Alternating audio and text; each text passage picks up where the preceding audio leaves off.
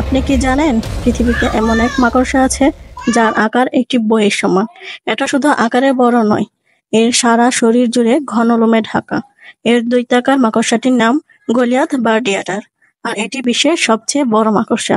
আজকের ভিডিওতে জানবেন এর ভয়ঙ্কর জীবনধারা, শিকার ধরার পদ্ধতি এবং মানুষের জন্য কতটা বিপজ্জনক এটি তা সম্পর্কে। বিশ্বের সবচেয়ে ভয়ঙ্কর ও লোমশ মাকড়সা।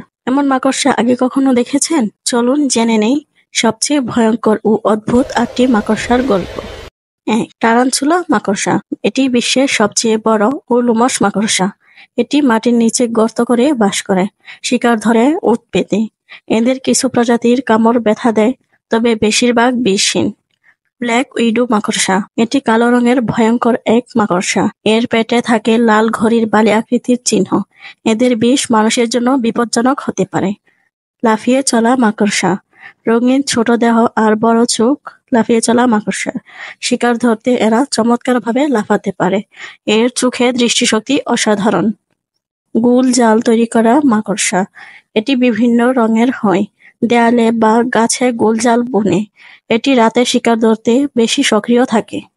উল্ফ মাকড়সা।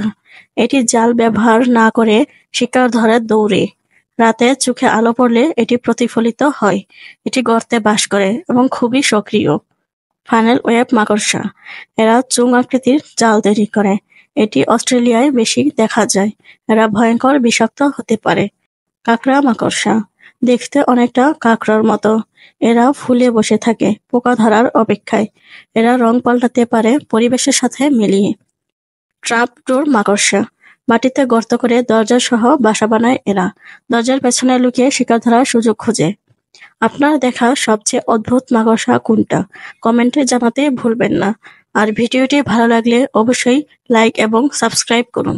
ধন্যবাদ।